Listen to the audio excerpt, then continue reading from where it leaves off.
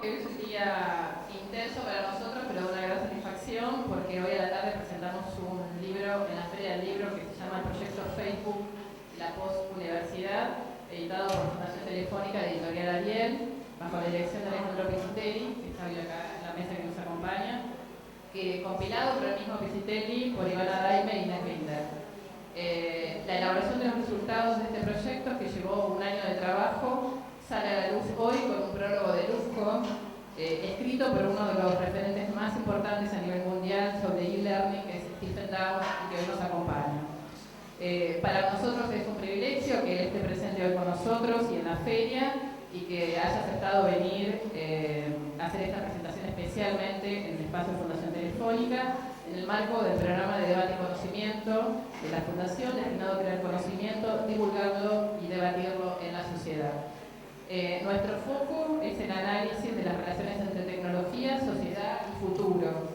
En especial el foco en las TICs, las tecnologías de la información y la comunicación, y el modo que están configurando la nueva sociedad de la información y del conocimiento.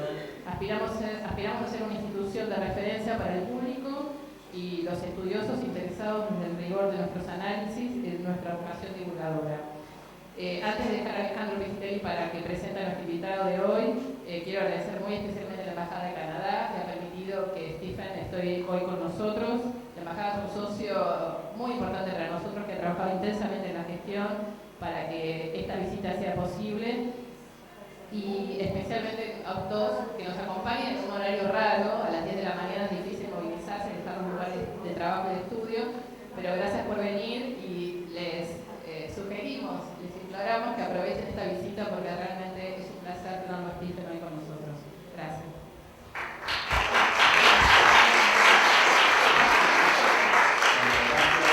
Gracias, Alejandrina. Recién, hace unos minutos, me entregaron una de las primeras copias que tenemos del libro en papel. Desde ayer a la tarde está circulando en PDF y también en script. Está ya en muchos weblogs y suponemos que va a haber muchísimas bajadas de esta obra, que en particular en su versión en papel es una calidad excepcional. No se podría hacer algo así sin el apoyo de la Fundación Telefónica. Acá está Carmen Lillo, acá está el representante de la Fundación Telefónica en Chile. Son ese tipo de actividades que sin un sponsoreo y sin este tipo de alianza entre universidad, empresas, fundaciones, no se podrían hacer. Eso desde el punto de vista material. Pero desde el punto de vista más intelectual o conceptual, este libro es el resultado de muchos años de trabajo. Si bien físicamente se hizo en un año o algo así, implica una apuesta enorme a la cultura digital, implica una apuesta enorme al rediseño del aula universitaria, implica tomar en consideración que los alumnos que nosotros tenemos ahora, que nosotros llamamos alumnos, chicos de 19, 20, 21 años, tienen una dieta cognitiva totalmente distinta a la que teníamos los adultos, que realmente se aburren en la escuela, se aburren en la universidad, no son interpelados por los métodos de enseñanza y aprendizaje, y se generan fenómenos increíbles que tenían que crecer en Argentina. Lo que pasó, como fue la pateada en Mendoza del viernes pasado, la convocatoria de la pateada nacional para el día 28 de mayo, ya salió un juez en Santiago del Estero prohibiendo la pateada, diciendo que van a poner en un corralito a todos los chicos que estén en la plaza y para que los padres los vayan a buscar. O sea, realmente vivimos en una sociedad totalmente esquizofrénica, donde las leyes llegan décadas atrasadas o adelantadas mal, y de alguna manera el tema que nosotros tomamos, esta idea de Facebook, sistemas operativos sociales y entornos de aprendizaje, que básicamente es una idea que tenemos un equipo chico dentro de la cátedra, liderado por Ivana Daime y otros compañeros que han trabajado en esto. Acá está Luisa Primavera, tenemos ayudantes que nos acompañan desde muchos años, Gabriela Suárez, Estela Halper, gente muy joven, un equipo prácticamente autoorganizado. Tenemos ahora un equipo de una guerrilla videopunk dentro de la propia cátedra, que se trabaja en temas que tienen que ver con visualización de información. Nosotros cuando decidimos hacer esto en diciembre de 2008 era porque Facebook estaba creciendo a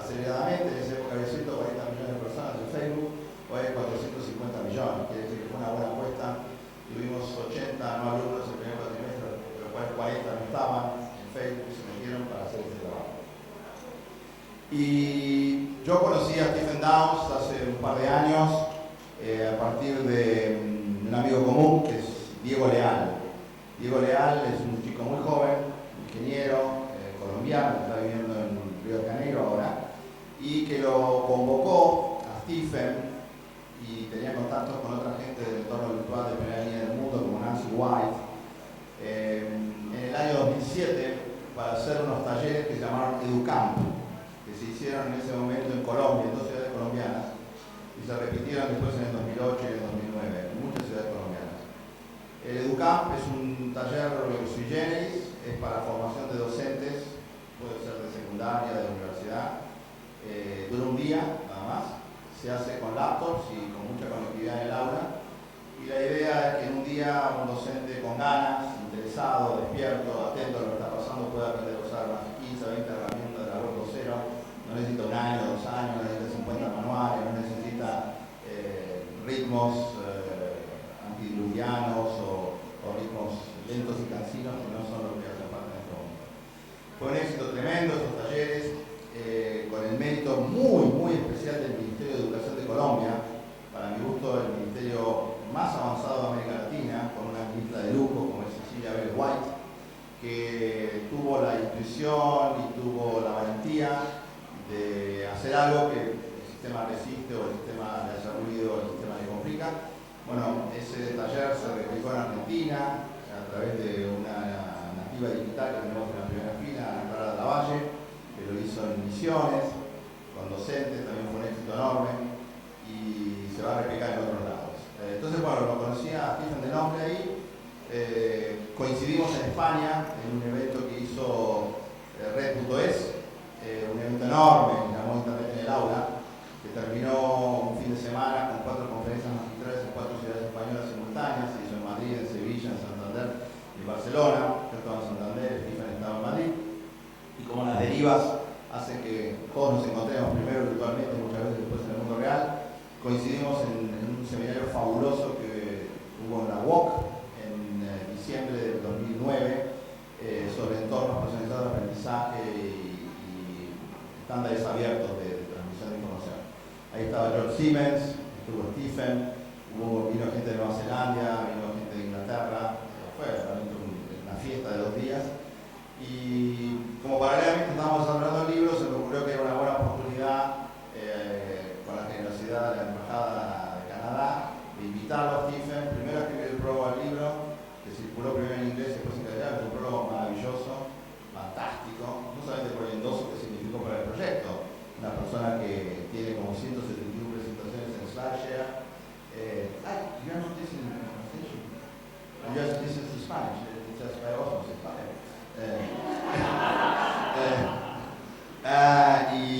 Y bueno, lo invitamos y lo tenemos acá, estuvo toda la semana, hizo una gira, como dirían los Beatles, ¿no? Una gira mágica y maravillosa, Michigan Mastery Tour, porque estuvo en Rosario, estuvo en Córdoba, ayer estuvo en Pilar, con unas docentes de inglés, en un encuentro fantástico que se puede estar streameado, así que se puede bajar, él casi todo lo graba, él es una persona que documenta todo lo que hace, así que está todo streameado, todo grabado, etc.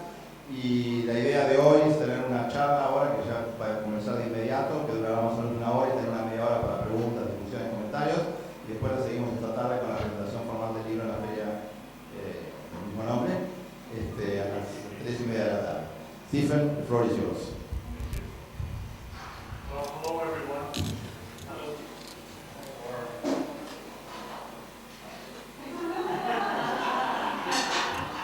Hola. Hola.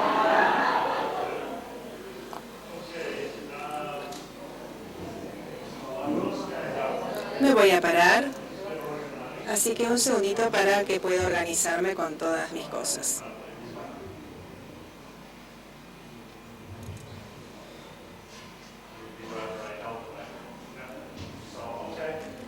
Muy bien. Voy a tener el micrófono en la mano, dado que voy a hablar de pie. Como pueden ver, estamos transmitiendo en vivo a una audiencia mundial de 27 personas.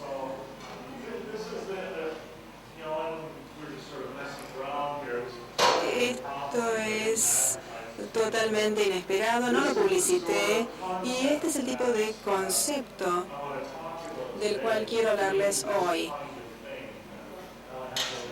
Como mencionó Alejandro en su introducción a este proyecto EduCamp, es esta idea de hágalo usted mismo. Hágalo usted mismo y hagan ustedes que las cosas logren, salgan, más que depender de que otros lo hagan por ustedes. Hemos preguntado si se nos permitía hacerlo y en general he encontrado una conexión Wi-Fi en el ambiente y rápidamente determiné que la conexión era muy buena, que era más que apta para lo que quería hacer y en consecuencia dije, fantástico, ¿por qué no transmitirlo en vivo? Y vamos a grabar el video también y vamos a grabar el audio y estoy grabando también la interpretación al español desde la cabina, de manera tal que estamos creando un objetivo de aprendizaje así, en el momento. Esta es una lección fundamental y de suma importancia. El tema de la charla es culturalidad y colectivismo. Yo no hablo de la culturalidad sola. Quizás debería hablar de esto un poco más. Pero creo que lo primero y más importante, la lección más importante de la cultura, es que pertenece a la gente, nos pertenece a nosotros, es lo que nosotros hacemos de ella. Y tenemos herramientas en la actualidad más que nunca, herramientas con las que nos contábamos en el pasado para hacer cultura. Voy a ajustar la posición de la pantalla aquí. Como les decía, es interesante grabar el audio, el video. Uno tiene que tener la cabeza puesta en varias cosas al mismo tiempo, con la atención dividida y repartida. Porque aparte no quiero que quien esté viendo la transmisión tenga una mala experiencia al ver el video. Entonces, sin más preámbulo, ahí está.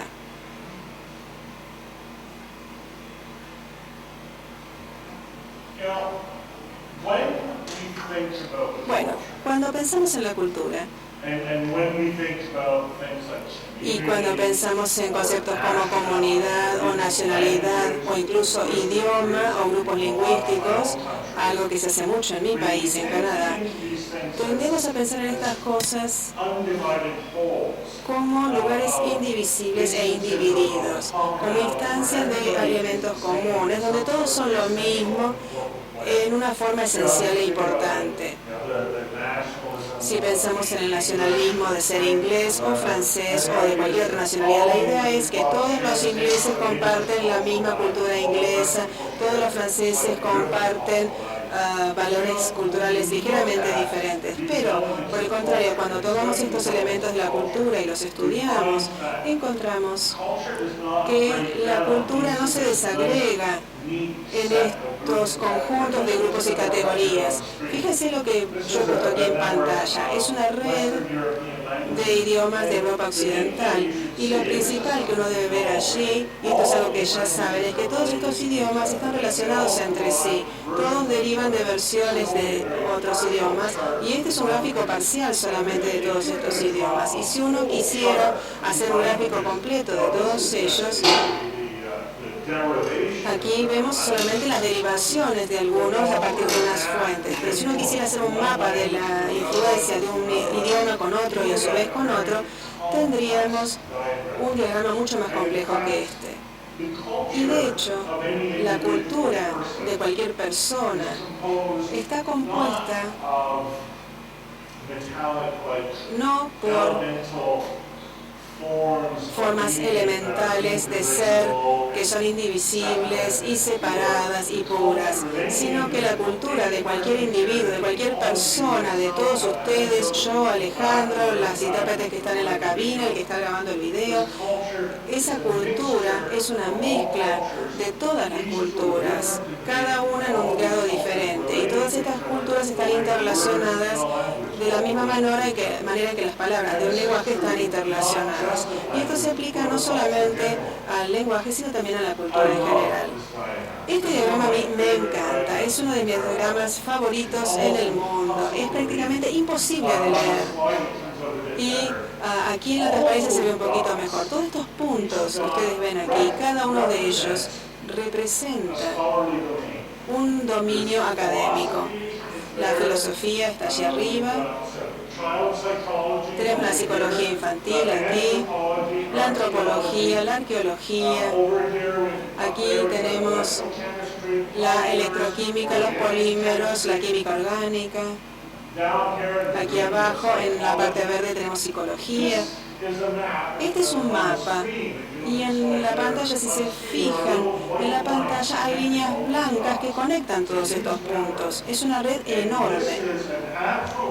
Y esta es una representación de documentos en una disciplina que hacen referencia o citan a documentos en otras disciplinas.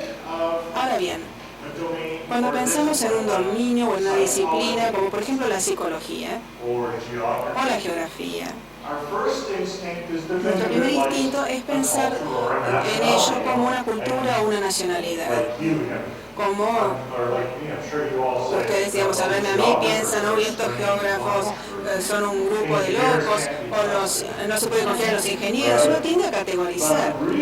Pero en realidad, cuando analizamos la composición de estas disciplinas, vemos que están formadas por vínculos que las relacionan entre sí, de manera tal que la cultura y la disciplina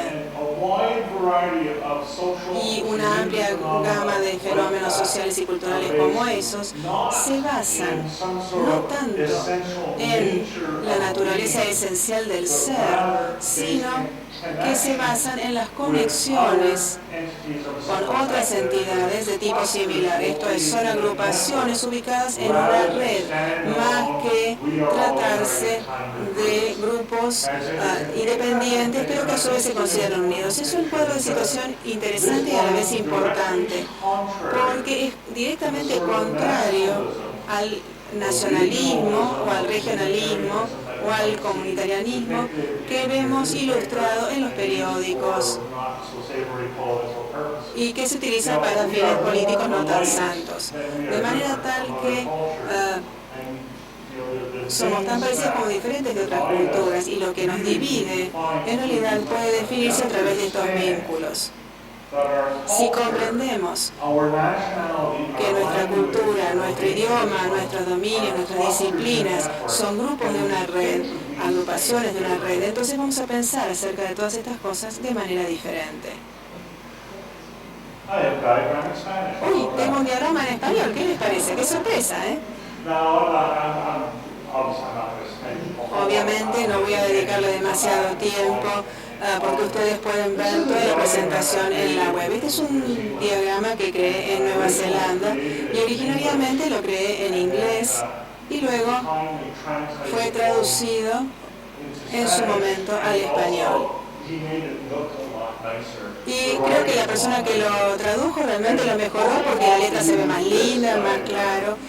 Y lo concreto con este diagrama es lograr una distinción fundamental, distinción que no es única en mi opinión, no es algo que yo la haya inventado, simplemente yo lo que hice fue tratar de aclararla para mi propio pensamiento. No necesariamente es la forma, simplemente es una forma de ver estos temas. Y aquí lo que vemos son grupos. Este es el abordaje tradicional de, bueno, somos todos nacionales, la definición tradicional de comunidad, eso a la izquierda. A la derecha tenemos las redes. Y lo que, en mi opinión, es más apropiado y refleja de manera más correcta lo que es la comunidad y la cultura. Son diferentes dimensiones en cada grupo y tenemos 4 principales de las cuales voy a hablar brevemente en las próximas transparencias.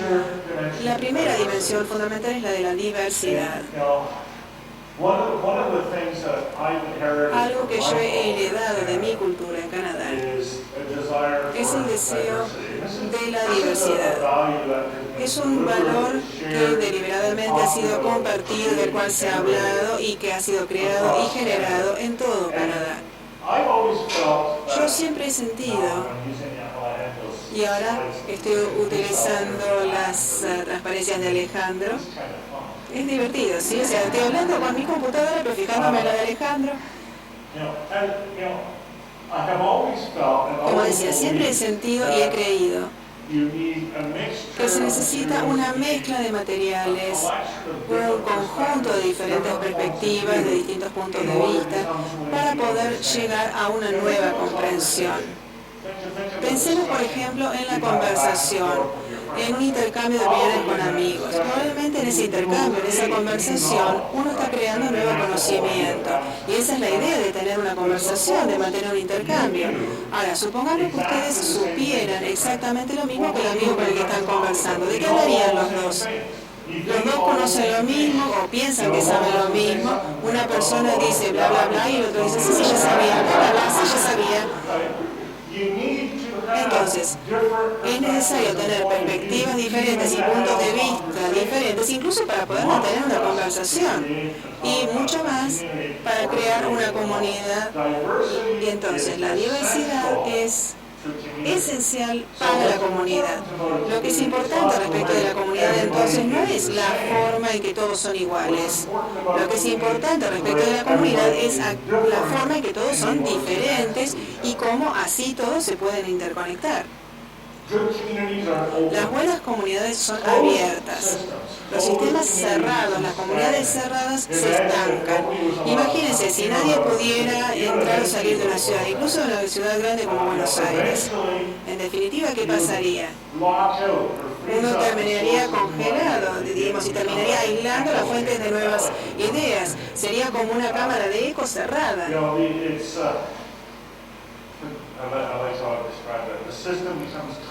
Me gusta decir que el sistema se tapona con el producto creativo de sus miembros. Esa es la palabra que me gusta utilizar. Se tapona, se obstruye. Las comunidades tienen que ser abiertas, tienen que tener algún tipo de nuevo material que ingrese, ya sea que sea material en crudo o recursos, ideas, lo que fuere. Y tienen que tener algún lugar al cual puedan enviar ese producto creativo, aquello que da forma a las ideas que tienen. La apertura es central para las comunidades. Una vez más, con esta identidad grupal, o esta descripción de identidad grupal de la cultura, esta encarnación o deseo de cerrar a una cultura, de aislarla del resto del mundo, cuando lo hacemos, terminamos como Corea del Norte en definitiva, terminamos aislados, terminamos incapaces de hacer frente incluso a nuestra sociedad interna. El tercer criterio que distingue a una comunidad como una red, a una comunidad diseñada como red, es la autonomía. Lo que esto significa es que cada uno de los miembros de esa comunidad están trabajando para desarrollar su propio sentido de los valores, su propio sentido de propósito, objetivos, tareas. Ahora, esto no significa que no pueden tener un propósito en común, es decir, las personas pueden elegir trabajar juntas. Lo que significa es que un propósito en común, objetivo en común, no define a la comunidad. Y, tenemos acá distintas personas de distintas empresas, pero las corporaciones generalmente lo que les gusta hacer es crear una declaración de la misión, una estrategia, y decir que todos de la corporación apuntan a esa estrategia. Pero en realidad esto es una realidad artificial, una fantasía, porque pensemos en cualquier corporación que conozcamos, cualquier empresa. Todas las personas de esa empresa trabajan en esa empresa por distintos motivos. No están todos alineados bajo o detrás del plan estratégico o la visión de la empresa. No voy a trabajar todas las mañanas diciendo que quiero mejorar la efectividad y mejorar la productividad. No, nadie hace eso. Dicen, bueno, necesito comprar leche y por eso me levanté hoy, digamos. Y después de comprar la leche tengo que trabajar porque si no trabajo no me pagan y no puedo comprar la leche. Bueno, entonces es mejor reconocer eso, mejor para entender que incluso dentro de una organización cohesiva como una corporación no está toda unida detrás de un objetivo en común, sino que es una colección de individuos autónomos pero cooperativos. Eso es lo que escuchamos. Escuchamos hablar mucho de colaboración, pero yo quiero distinguir entre colaboración y cooperación, porque la cooperación es un intercambio de valores mutuos entre individuos autónomos en vez de colaboración en la que los dos individuos se subyugan ante un objetivo común. Es decir, hay lugar para una colaboración voluntaria que no elimina todo lo demás a lo largo de todo el mundo, pero que la colaboración es trabajar juntos, no define a la comunidad. La comunidad se basa en que cada uno de nosotros seguimos nuestros propios objetivos, nuestra propia manera. Como Star Trek diría, hay una combinación infinita y diversidad infinita. O John Stuart Mill decía, cada persona que busca su propio bien en su propia manera, de su propia manera. Por último, entonces, la cuarta dimensión, pesa el micrófono después de un rato ya. No sé cómo lo hacen las personas más grandes, los cantantes, claro, bueno. La característica que distingue a una comunidad en forma de red es la interactividad, y esto es un poco un concepto que confunde porque subyace el resto de toda mi charla, por eso es que quiero destacar esta palabra. Hay distintas maneras en las que podemos pensar en ideas de proyectarnos ante toda la comunidad. Una podría ser el método broadcast, de emisión, de broadcast. Es decir, yo tengo una idea, la Tierra es cuadrada, no tiene que ser verdadera la idea, es una idea. La Tierra es cuadrada, y luego se los digo a ustedes. Y ustedes desde adelante me dicen, sí, estamos de acuerdo, es cuadrada, y bueno, van pasando la idea, y de golpe todos estamos de acuerdo y todos en la sala decimos la Tierra es cuadrada. ¿Qué es lo que está pasando entonces acá? Es que la idea de un individuo se ha propagado a lo largo de todo el grupo y luego ya es parte del conocimiento del grupo. Vemos las limitaciones que tiene esto, un límite, porque significa que nosotros como grupo no podemos saber más de lo que puede llegar a saber un individuo en particular, porque la idea tiene que ser formada en mi cabeza, en mi mente primero, o en la de otro, dependiendo de qué tan democráticos seamos, pero la idea es la misma.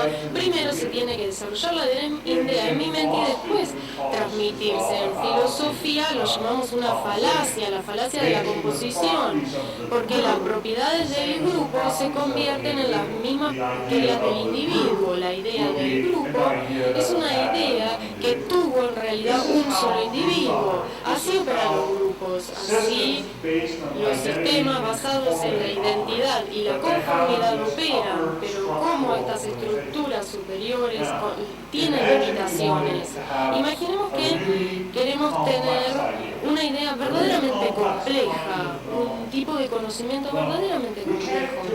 Bueno, no lo podríamos hacer de la manera en la que lo acabo de describir, porque es un tipo de conocimiento que va más allá de lo que yo puedo tener desde mi punto de vista, desde mi conocimiento. No puede ser conocido o desarrollado por una sola persona. Por ejemplo, hacer volar un avión de Toronto a Buenos Aires. Ustedes pueden decir, sí, no hay problema, cualquiera puede llegar a hacerlo. Pero pensemos en un avión enorme, un 747, uno grande, ¿no? Esos son grandes. Pero piensen en ese concepto, en el conocimiento que toma, que se necesita para hacer volar ese avión. Ese conocimiento puede ser contenido en su totalidad por una única persona. Bueno, claramente no. Lo que necesitamos hacer entonces es crear un mecanismo en el que el conocimiento no esté contenido por una sola persona, sino que, como se dice, debería emerger ese conocimiento de la interacción entre las personas. Entonces todos vamos a tener un pedacito del conocimiento, nuestra propia perspectiva de cómo se vuela el avión. Alguno va a ser el piloto, otro el copiloto, otro el navegante, otro va a ser la azafata, alguien hace las ruedas, alguien construyó el parabrisas, otro lo limpia, alguien sirve vodka a los pasajeros pasajeros de la primera clase y agua al turista, a la clase turista. Alguien controla la torre de control, controla el tráfico, otra persona le señala a los aviones y les dice estaciona acá. Distintas perspectivas, distintas partes del conocimiento para crear el conocimiento social de hacer volar un avión. Hay una gran variedad de conocimiento así y es importante entender allí que no es simplemente unir conocimientos individuales, sino que es un nuevo conocimiento que no existía y no podría haber existido en una perspectiva individual. Como decía, es un conocimiento emergente y más adelante en la charla voy a volver a mencionar esto en mayor detalle, porque básicamente la idea del conocimiento emergente es que es el patrón que se crea a través de un conjunto de entidades interconectadas. Entonces este conocimiento, porque es un patrón, no existe por sí mismo, sino que tiene que ser reconocido por el observador. Ayer hablaba de cómo saber es reconocer, y justamente es esto. Piensen ustedes en su televisor, piensen en ustedes mirando un programa en su televisor y ven una imagen de Richard Nixon en su televisor. Todos conocen a Richard Nixon, ¿verdad? Bueno, no importa, bueno sí, para el ejemplo importa. ¿Conocen a Richard Nixon? Bueno, lo que está viendo en realidad son píxeles, puntitos en la pantalla, y uno lo reconoce como Richard Nixon porque están organizados estos píxeles de una manera particular. No es que un píxel en particular tiene la imagen entera de Nixon, no, sería imposible. Un píxel solo tiene 4 o 5 valores de color, no podría. Lo importante no es solo la organización de los píxeles, sino que ustedes tienen que reconocerlo como decir, sí, este es de hecho Richard Nixon. Y si yo no conociera quién es Richard Nixon, miraría los píxeles y sería cualquier tipo que se ve medio nervioso. Y si fuera un extraterrestre de otro planeta, tal vez ni siquiera reconocería que esto es un humano. Entonces, este es el tipo de cosa a la que me refiero. La imagen de Richard Nixon emerge de los píxeles. Nuestro conocimiento para hacer volar un 747 emerge del conocimiento individual, pero ese conocimiento individual no existe por sí solo, sino que tiene que ser reconocido por el conjunto de su existencia. Y a esto me refiero a la interactividad. Es el conocimiento de la comunidad que es creado a través de la interacción de los miembros de esta comunidad, en vez de ser creado en una única persona y después de ahí diseminarse. ¿Tiene sentido lo que digo? ¿Me entienden? Deep breath. Respiro hondo.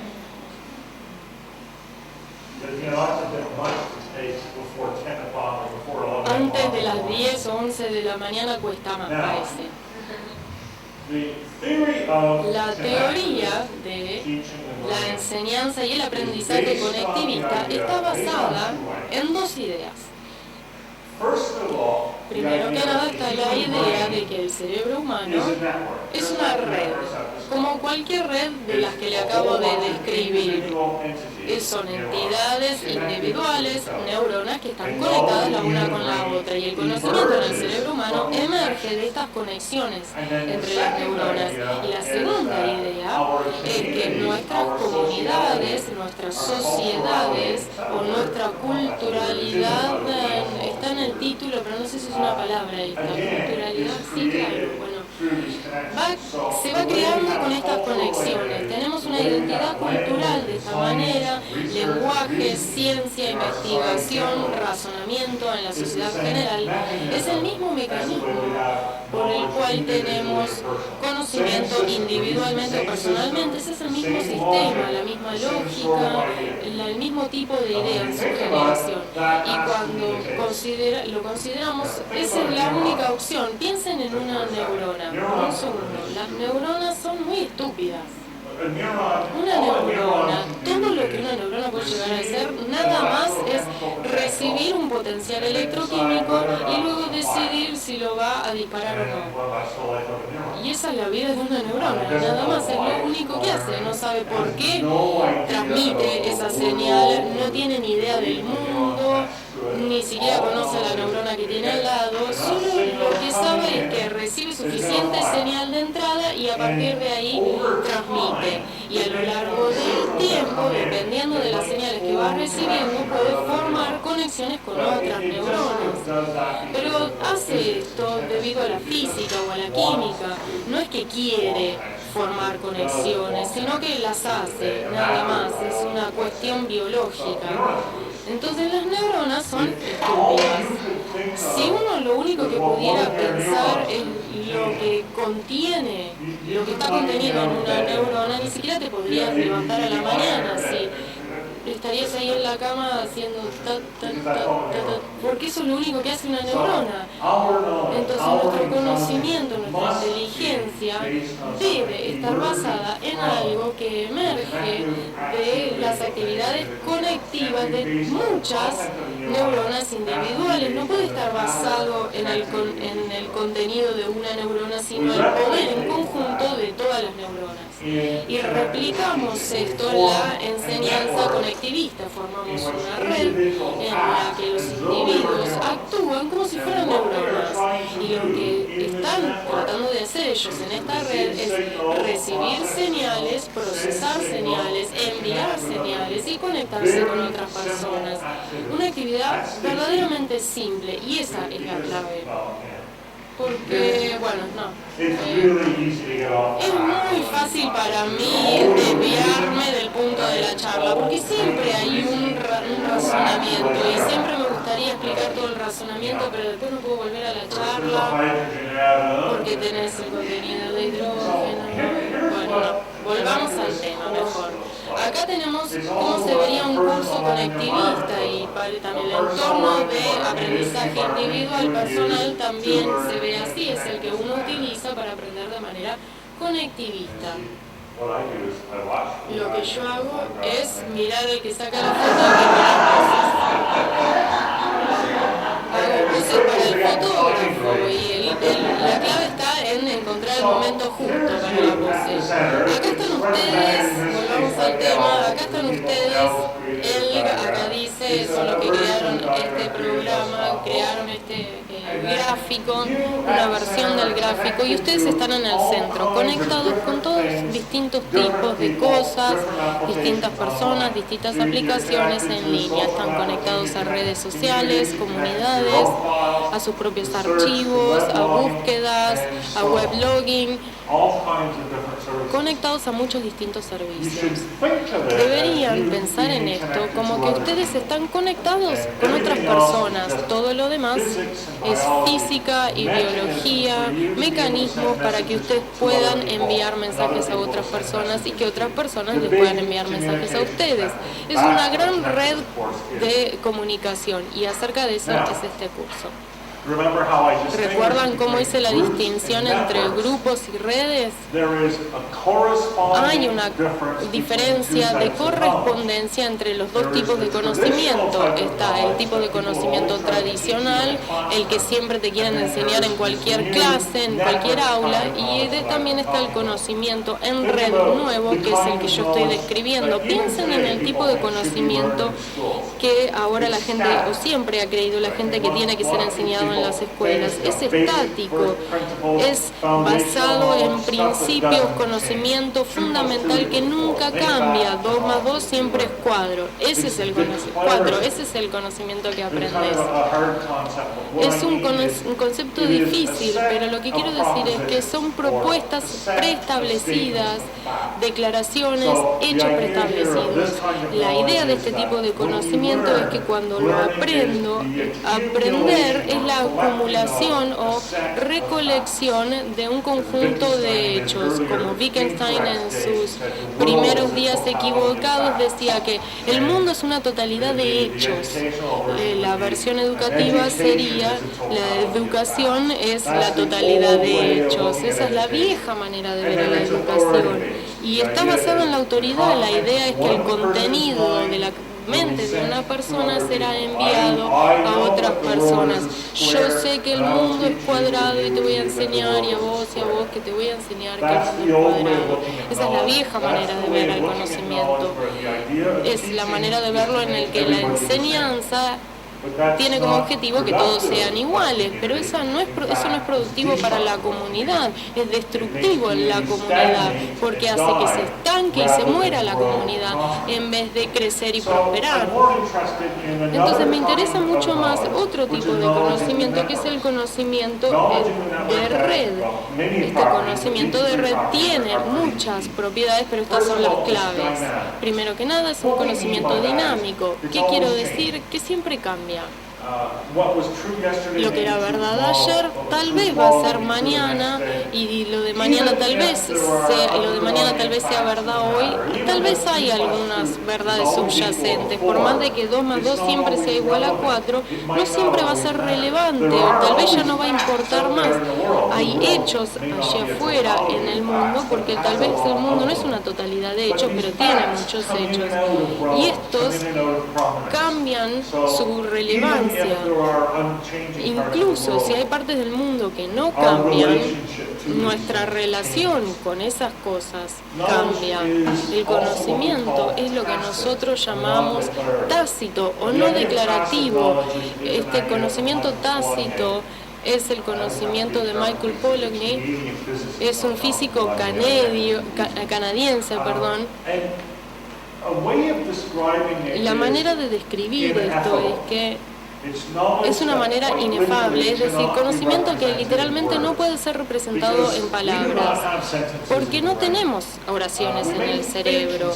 Pensamos en oraciones o en la experiencia de escuchar o leer, pero recuerden que dijimos que tenemos neuronas en el cerebro y que nuestro conocimiento se compone en las conexiones de estas neuronas. Estas conexiones no son oraciones, estas están distribuidas por miles y miles de neuronas. Y el tipo de conocimiento que nosotros podemos llegar a tener es mucho más complejo, mucho más multifacético, mucho más, a ver qué palabra digo, mucho más lo que sea de lo que podemos llegar a expresar en una oración. Calidoscópico, sí, qué buena palabra. Hay muchas cosas. A ver, ¿qué ejemplo di ayer? Estuve allí hablando todo el día como hacer algo. Bueno, ni idea, hay muchos ejemplos, como andar una bicicleta. El ejemplo de andar en bicicleta se puede describir como andar en una bicicleta, pero andar en bicicleta es algo que hay que aprender subiéndose a la bicicleta y andando en bicicleta, porque el lenguaje que yo use para describir cómo andar en bicicleta no describe por completo cómo andar en bicicleta. Y finalmente el conocimiento en la red es constructivo.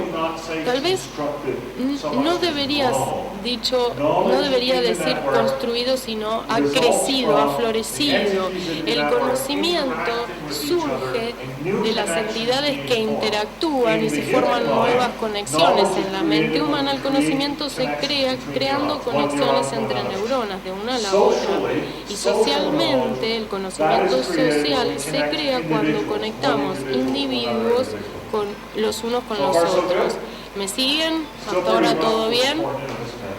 Bastante difícil para hacer antes del mediodía. Bueno, acá estamos.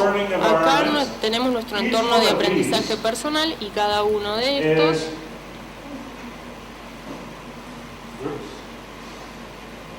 es uno de estos.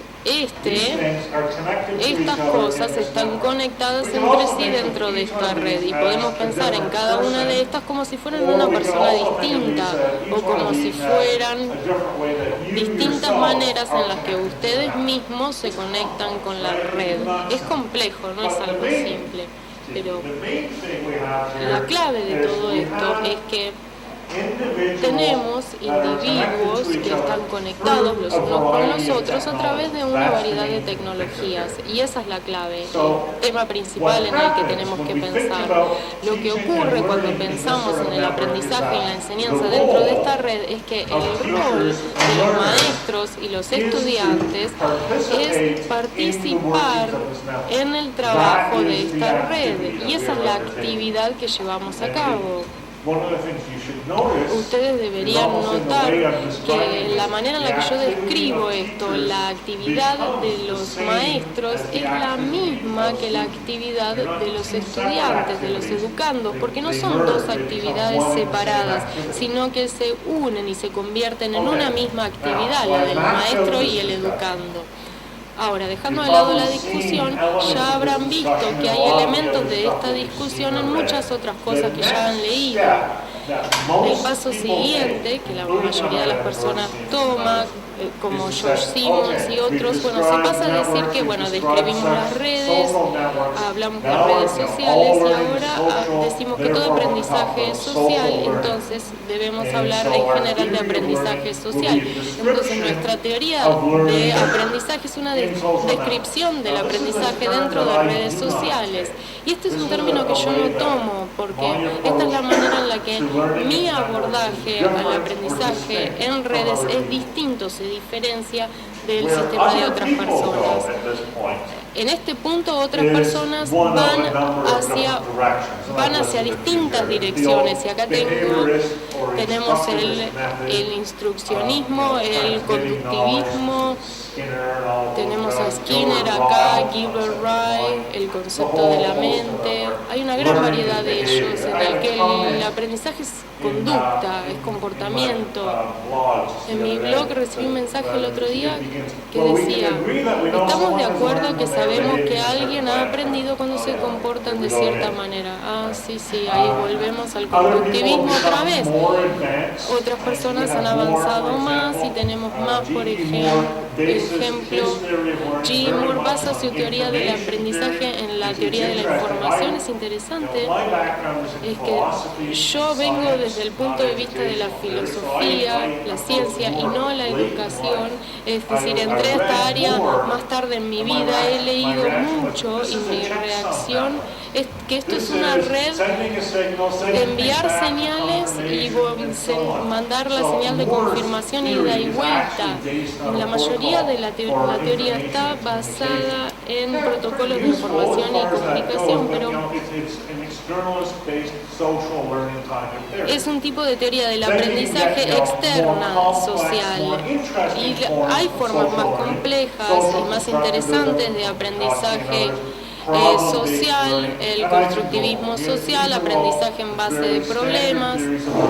Estas son las teorías estándar del aprendizaje que todos estudian cuando aprenden pedagogía y estudian pedagogía, pero yo no voy en esta dirección.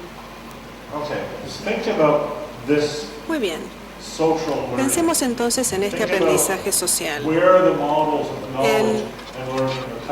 ¿De dónde provienen estos modelos de aprendizaje y de conocimiento? Tenemos por un lado definiciones basadas en lo externo o basadas en la comunidad, objetivos de aprendizaje definidos por la comunidad. Lo que cuenta es una masa de conocimiento que es definida por la comunidad.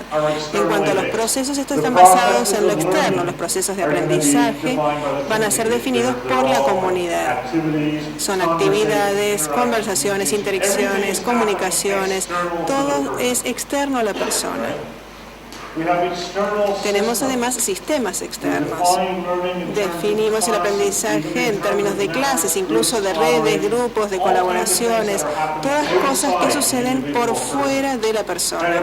Y por supuesto, la evaluación también es realizada por alguien que es externo a nosotros o alguien que es un evaluador.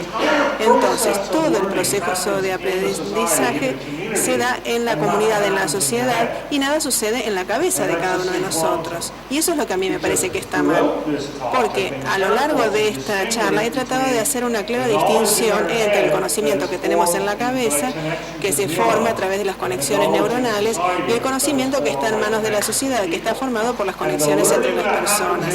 El aprendizaje que se da en nuestra mente, en nuestra cabeza, no consiste de conexiones entre personas. Las conexiones entre personas son la comunidad o la sociedad del aprendizaje en su conjunto. El aprendizaje que nosotros tenemos como individuos difiere de esto que acabo de decir. Es el número creciente de conexiones en nuestra propia mente. Son dos cosas totalmente diferentes entonces. El conocimiento social, el conocimiento de la sociedad, de una cultura, de una comunidad, no es lo mismo que el conocimiento personal. El conocimiento social surge de las conexiones que son creadas por muchas personas individuales. Son dos cosas distintas. Están relacionados, están conectados, pero no son lo mismo. Tenemos entonces diferentes clases de aprendizaje y diferentes clases de gestión del conocimiento. La gestión del conocimiento personal es igual al aprendizaje, mientras que la gestión del conocimiento social tiene que ver con la investigación o con el aprendizaje social o conceptos similares.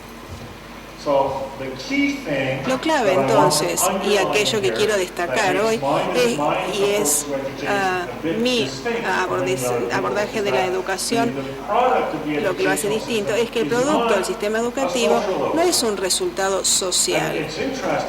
Es interesante porque cuando pensamos en cómo se definen los aprendizajes de un sistema educativo, cómo deberían ser esos objetivos, con mucha frecuencia se habla de objetivos sociales y culturales.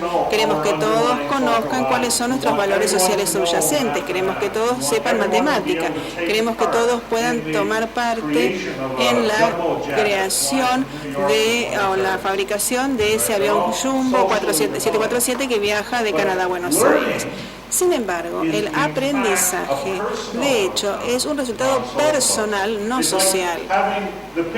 Es como tener esa foto de Richard Nixon y que la foto le diga a los píxeles qué es lo que tienen que ser.